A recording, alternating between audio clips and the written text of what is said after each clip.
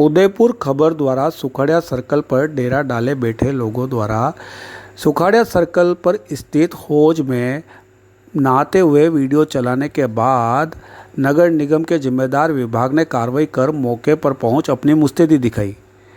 वहीं दूसरी ओर उदयपुर शहर को जिस झील को लेकर देश विदेश में चर्चा होती है और जिसे देखने के लिए देश विदेश के लोग उदयपुर पहुंचते हैं, वह फतेहसागर झील है, जिसे नौजवानों ने एफएस के नाम से भी मशहूर कर दिया है। निसंदेह राजा महाराजाओं के द्वारा यह झील इस धरा पर जन्म लेने वाले प्रत्येक नागरिक के लिए अदम्य तोहफा है। इसी कारण उदयपुर को झीलों की नगरी के नाम से भी जाना जाता है। इन्हीं झीलों और आसपास के ऐतिहासिक रमणीय पर्यटन स्थलों को देखने के लिए साल भर पर्यटकों का जमावड़ा सा उदयपुर में लगा रहता है और इन्हीं पर्यटकों से शहर का विकास भी जुड़ा हुआ है और कई घरों के चूल्हे भी इसी व्यवसाय से जुड़ चलता है। इसी के चलते कई संगठन और मंच इसको संबंधित विभाग के साथ मिल सुरक्षित रखने का कार्य भी करते हैं। लंबे लॉकडाउन के पश्चात जब पर्यटन स्थलों को आमजन के लिए खोला गया तो उसी के साथ झील प्रेमी भी जिला प्रशासन के नियमों की पालना करते फतेहसागर पहुँचे। जो पहले कभी नहीं देखा वह नज़ारा देख मायूस हो गए। नज़ारा कुछ ऐसा था कि आम दिनों में सड़कों पर पशु मालिकों द्वारा अपनी स्वार्थ सिद्धि पूर्ण होने के पश्चात आपने देखा होगा कि पशुओं को आवारा मवेशी बना छोड़ दिया जाता है। जिम्मेदार विभाग के अनदेखी और आमजन ने भी इसे अपने जीवन का पहलू समझ उन्हें आईना दिखाना छोड़ दिया। लेकिन अब इन मवेशियों ने अपनी पहुंच शहर की जान और पहचान माने जाने वाले झीलों को बनाना शुरू कर दिया है। पिछले कुछ दिनों से आमजन के लिए यह नज़ारा देखना आम सा हो गया है।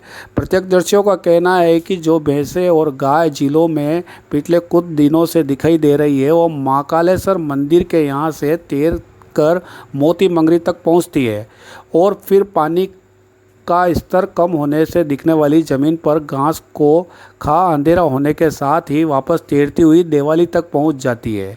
इस सारे नज़ारे को मौजूदा लोगों द्वारा मोबाइल के कैमरे में कैद भी किया गया और जब हमने इस सारे वाक़े पर झील पर घूमने आए आमजन से बात की तो आप स्वयं सुनिए उन्होंने क्या कुछ कहा। नाम? राम्या छाबरिया। और यहीं से उदयपुर से जी बिल्कुल, मैं उदयपुर से ही हूँ।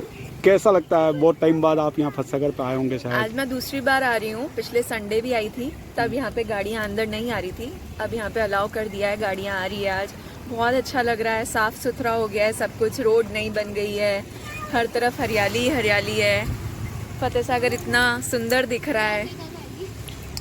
देश विदेश से पर्यटक आते थे, वो भी कुछ समय के लिए रुक गए क्योंकि महामारी हो रही। क्या कहना चाहेंगे उनके वापस आने के लिए? वो बिल्कुल यहाँ नहीं दिख रहे हैं, पर कुछ टाइम बाद जैसा कि अभी हम देख पा रहे हैं, अगर वो कुछ टाइम बाद आते हैं, अपना प्रिकॉशन इस सिनेरियो को देखते हुए सबको इस चीज़ में चलना है, तो अपनी सेफ्टी के साथ सब जने अपनी नॉर्मल लाइफ में आ जाएं, वो ज़्यादा अच्छा होगा।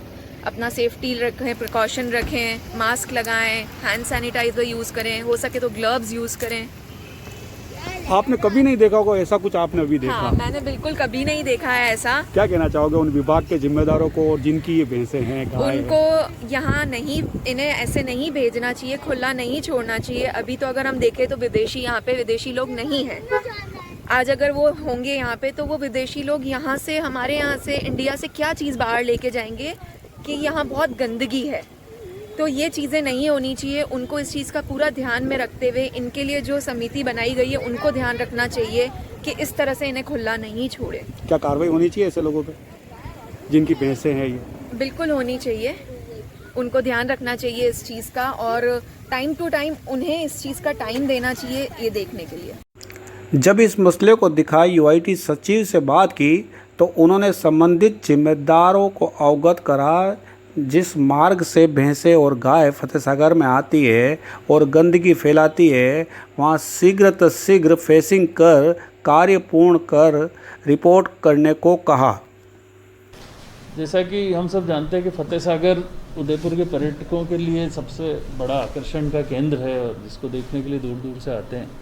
तो जैसा कि अभी देखने में आया कि कुछ भैंस और गाय इसके अंदर पाए गए हैं, तो उन स्थानों का चिन्हीकरण किया जा रहा है स्थानीय लोगों के सहयोग से, कि वे किस स्थान से इसके अंदर आते हैं और कहाँ से निकलते हैं, उनको ही बंद कर दिया जाएगा, उनको बंद करवा देंगे जिससे ये उस झील में नहीं घुस सके। सर अगर ये याद होता है कि किस तरह की कार्रवाई हो सकती है? वैसे देखो, इस तरह से पालतू पशु को आवारा नहीं छोड़ सकते, छोड़ते हैं तो नगर निगम के कानून बने हुए हैं, इनको ले जाके काइन हाउस में बंद कर सकते हैं, इन पे पेनल्टी लगा सकते हैं, ये सारे म्यूनसिपल एक्ट में प्रावधान हैं जानवरों के बारे में। पर एज़ फार एज यूआईटी की जो बात है, यूआईटी इसको समस्या को मूल से ही ख़त्म करने के लिए जो कार्रवाई हो सकती है वो कर देगी।